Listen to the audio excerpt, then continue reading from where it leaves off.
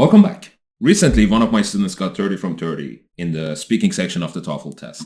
So I decided to make this short video. I hope it will be a shorter one, but probably it will be, I don't know, around 10, 15 minutes. And go over the conversation that I had with her, the things I told her to do, the things I told her to avoid. I'll show you the 4 questions that you'll see in a real TOEFL test. And throughout the video, I'll mention the things that I consider to be misinformation regarding the test. And most of these are spread by YouTubers who have no business teaching TOEFL. So, I mean, there are lots of good videos out there, but there are also lots of videos that I don't know how to describe them, but let's just say they are spreading misinformation regarding the test. The most annoying one being that you need to use hard words and complicated grammar to get a high score. I mean, obviously the test says you need to have a high grammatical range, and lexical resources are also a criteria that are scoring, but you don't need to use complicated words to get a high score. So first, let me show you the conversation that I had with this student. So on 1st of November, I got this message from a new student, and she sent me her test results. Reading 21, 23 in listening, 25 and 24 in speaking and writing respectively. And after 2 weeks of studying together, I mean, it's not every day. I think we had probably 6-7 sessions together. We managed to bring the speaking score up to 27, and writing also got a bit better.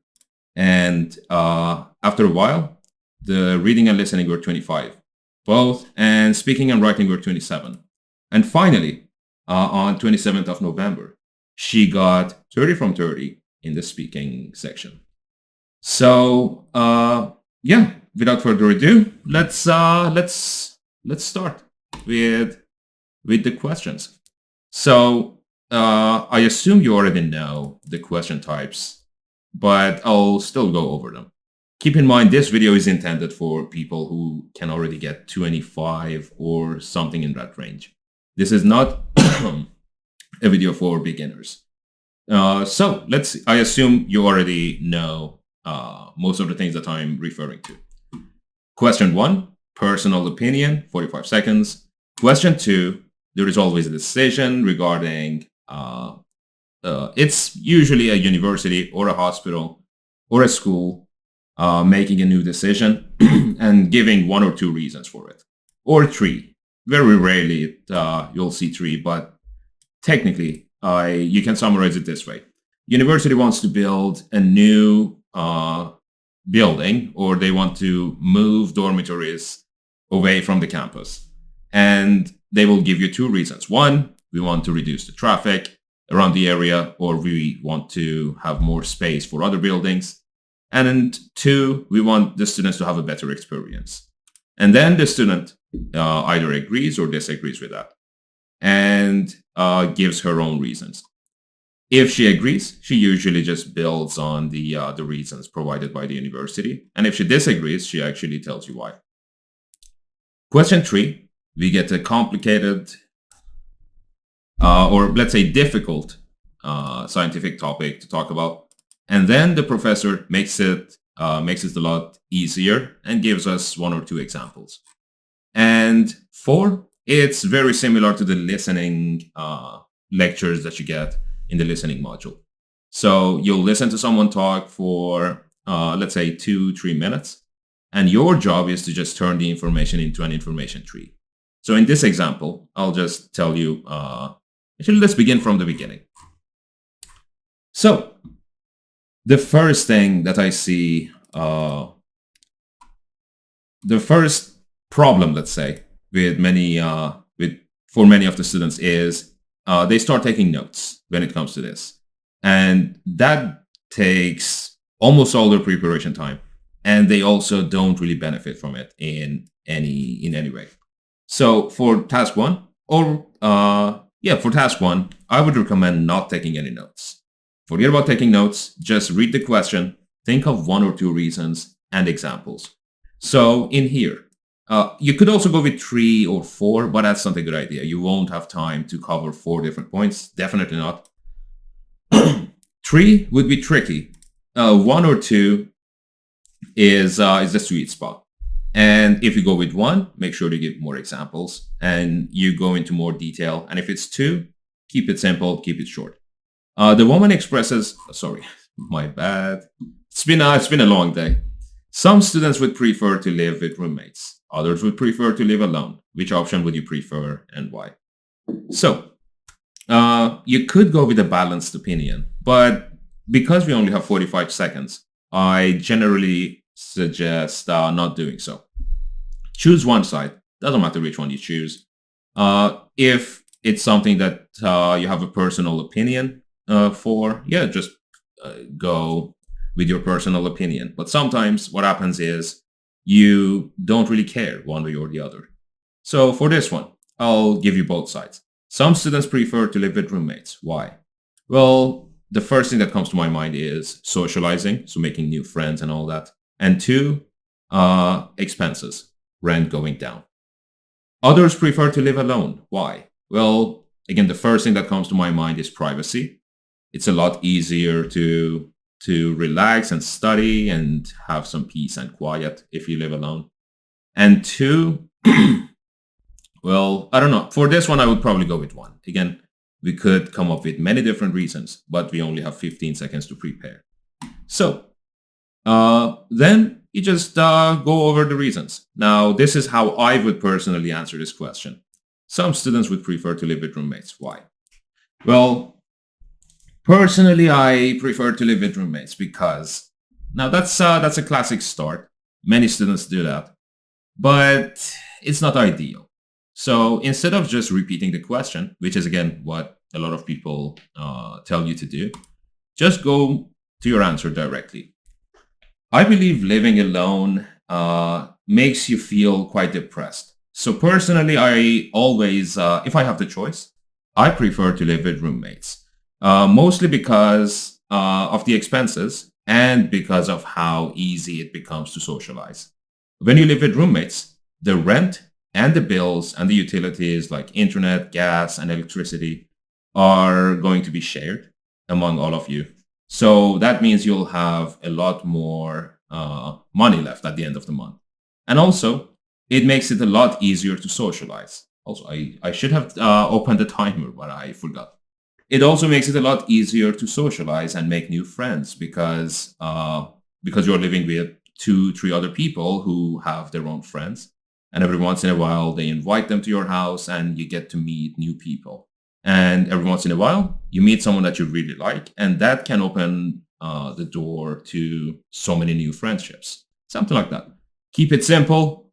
Do not overcomplicate things. Do not use cohesive devices all the time. You don't need to start every sentence with furthermore, additionally, on the other hand. You don't need to overdo that. Others prefer to live alone. Okay. Personally, living alone is the only option for me. I never want to have roommates. And the main reason is when you live alone, first of all, your house is always quiet, which means you can relax, you can study, you can just focus on whatever it is you are doing. And also, it gives you the freedom. Actually, I added the second reason, freedom. It also gives you the freedom to make whatever choices you want to make. If you want to buy new furniture, you just have to choose one and that will be it. But if you have roommates, you actually have to get their permission first and make sure they like it as well. But if you live alone, you don't have to do that. And also, I think that would be it, for example, for 45 seconds. You can easily get 27, 28 by doing what I just did. Now, let's see. The university ones, the decisions, basically, task 2. Let's take a look at this one. This is taken from the official guide to TOEFL IBT, 6th edition. I mean, 7th edition is also exactly the same book. They just reprinted the whole thing, except for the writing task 2. The Department of Student Housing is considering whether to build new student housing off campus or on campus. I mean, basically, they are thinking of moving it off campus. 2 of the major factors. Okay, reason 1 and 2. let's see. Those who support building off campus argue that building new housing on campus would further increase the number of cars. Okay. And two, supporters also say that students might have a richer college experience by being connected. So personally, I would summarize it this way. Dorms off campus. 1, parking and space. 2, socialize. Or 2, let's say culture. And for copyright reasons, unfortunately, I cannot play you the audio file from this part of the test. But what she says basically is, well, first of all, it's not going to change the parking problem because students will still have to drive to their classes, to the university. So that means they will still need parking, and not only it won't reduce the parking spots required, it may actually increase the number of cars on campus, which will make the problem even worse. And also, she says, yeah, it's now usually in the classes that I have with students, I ask the students, do you think she's going to disagree with the second point brought up by the university? And I mean, most people say, well, probably not, because culture is a good thing. Socializing and going to different businesses, supporting local vendors, that's a good thing. So how can she disagree with that? Well, again, most of the students guess correctly. So if you want, you can pause the video and guess, well, if she disagrees with the idea, but she doesn't think that supporting businesses is a bad thing, well, what's happening? And the answer is, she will say, well, yeah, it's good. Although it's good, it's a good idea to support businesses and talk to people around town. It shouldn't be at the cost of not attending the events on campus. You shouldn't prioritize off-campus experiences over on-campus activities. So you shouldn't sacrifice your campus time for other things. That's basically what she says. Your job is to give a short summary of this, mention reason 1 and 2, and then give a detailed summary of what she says. So this is basically how I would do it. I'll also open a timer this time. So I'm sharing the whole screen. Let me actually just do this. Okay, so I made some changes to the layout, and hopefully it is easier for you to read the question now. And also I have a timer on screen, which helps a lot with my answer. So this is how I would do it personally. Remember, keep it simple. Do not use any complicated words. Do not overuse things like furthermore, overall, on the other hand, finally, furthermore. Nevertheless, do not use that stuff. Just keep it simple. Use whatever you feel comfortable with. Now, let's see. I'll start in 4 seconds, so I know exactly what the time was. The university has decided to build the dormitories off campus. They believe this will help a lot with the parking problem, and it will make more space available for other projects. They also believe this will give the students a better overall college experience. However, the student disagrees. She thinks the parking problem will actually get worse because if the campus is away from where the students live, they have to drive. And now if they use their own car to come to campus, they will need more parking spots than before. Also, she believes that if students are on campus, they can actually use public transport provided by the university, which will probably help the parking problem a lot more than moving away the campus. Also, she doesn't believe that culture should be prioritized over campus activities. So she thinks that is not the best idea. Now, this is one way we could do it. I spent a lot more time expressing her opinion regarding the first point. You could also do it regarding the second point and mentioning that she doesn't think that you should sacrifice campus activities if you want to have a better experience. So there are no right or wrong ways of doing it. Just do not give too much information from the reading passage. That will take a lot of your time. So just when it comes to this part, keep it simple. just give a short summary of it, 10, 15 seconds. Then give in the easiest way possible, give the details of her answer. Section 3, you'll get a difficult scientific concept, and then your job is to simplify that and also give an example or two. Let's see. People account for their own behavior differently from how they account for the behavior of others. To simplify, we judge ourselves and others differently. When observing the behavior of others, we tend to attribute their actions to their character or their personality rather than to external factors. In contrast, we tend to explain our own behavior in terms of situational factors beyond our own control rather than attributing it to our own character. In your head, just simplify it. Even without this part, you should have been able to just say the same thing. So what does it mean when we say we judge ourselves and others differently? Well, obviously, we don't judge ourselves more negatively than we judge others. So you should have been able to guess this. When we think about ourselves, we tend to think that everything that happens is because of external factors like problems and basically we are not responsible. But when we think about other people, we hold them to a much higher standard. One explanation is that we are aware of the situational forces affecting ourselves, but not aware of the situation of other people. Thus, when we think about someone else's behavior, we focus on the person rather than the situation. So again, this whole thing, you had 45 seconds to read it. You should summarize it as, we judge ourselves and others differently. Now, before I ask the students to give the answer to this part, I just tell them what the situation is and ask them to guess what the professor is going to talk about. And I'll do the same now. So the example that the professor gives, the two examples that he provides are, one day he's at the supermarket and someone cuts in line in front of him. And another day, he is the one who actually cuts in line. Now, you can pause the video and just come up with the whole story.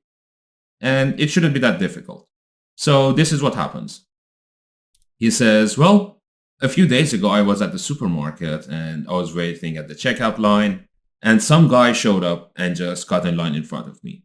And the first thing that came to my mind was, oh my God, that's such a rude person. That's terrible. This guy must be, for example, really impolite and uncultured. But then a few days later, I was at the supermarket and I was in a hurry. So what I did was I just saw this line, the empty line, and saw this woman walking towards it. And because I was in a hurry, I decided to walk much faster and I managed to make it to the checkout counter faster than the woman. And in this case, I didn't judge myself in a negative way because, I knew that I have a meeting.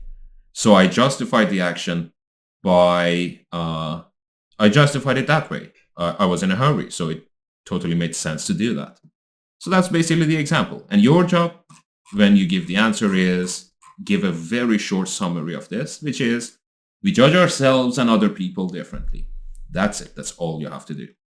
And that's probably going to take 5 seconds. And then you give the two examples given by the professor using any words you like. It doesn't matter how difficult or simple they sound. Task 4, you get a general idea to basically what I do in this part of the test is I draw an information tree, like a diagram for the students. So this one is about how art can impact children's development. The professor starts by talking about, art can actually be really beneficial to children. So that's step 1. Then she says, 2 of the ways in which it helps the students, not the students, the kids, is 1, it actually, let's see if I remember this one.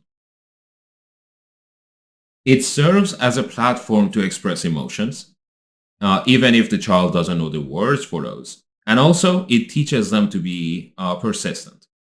And then for each of these, for each of the 2 advantages of art, she gives an example. So the whole answer goes something like this. The professor explains how art can help children develop emotionally and mentally. Um, One of the ways in which this happens is children can learn to express themselves through art, even if they don't know the word of the feelings they're expressing. I don't really remember this whole thing. The last time I did this was like 2 weeks ago. But what she says is, so imagine a word who wants to express the emotion pride. Now, she obviously doesn't know the word for it, but what she can do is just paint a picture of a girl who is happy, smiling with her hands in the air, and this is the child's way of expressing the emotion pride. Also, this can also art can help children learn persistence. For example, if a child is trying to make a car out of clay, the first few times he does it, the results are going to be terrible. But by not giving up and by persisting, by trying again and again, he will keep getting better results until he finally has a perfect model of the car. And by applying the same mindset to his own life in the future, he will probably be able to learn not to give up and hope for the best results. Something like that. So this is all you have to do. It's not that complicated. You do not need, so the thing that most of the students ask me is, do I need to use complicated grammar and complicated words? Oh, I need to use advanced vocabulary. You do not need that. And sometimes the students ask, teacher, I got 25, and I'm sure it's because I didn't use advanced grammar. It almost all the time, when a student tells me that they got a low score and they think it's because of the advanced vocabulary and grammar, I'm pretty sure it's not that. It's usually they went off topic or they didn't answer the question fully. So most of the time it's task development and coherence and cohesion that is the problem, not grammatical range and lexical resources. So that's basically it. I don't know how long this video has become now. I wanted to keep this video short, just give you an overall summary of what you need to do. You don't need to use advanced vocabulary or use really complicated grammar. Keep it simple. Just, for example, in this part, just tell them what the university wants to do and the two reasons. Use the easiest words you can. Make it as simple as possible. And then just explain if this person agrees or disagrees. That's all. You don't need to add anything to it. And you don't really need to make it sound complicated. And then, yeah, so that's basically it. Now, I probably could have formatted this video in a better way. I could have made a list or script, but I believe, I don't know, I think the free format videos are going to feel more natural. So I hope this helped. And yeah, so thank you guys for watching. We'll catch you guys in the next one.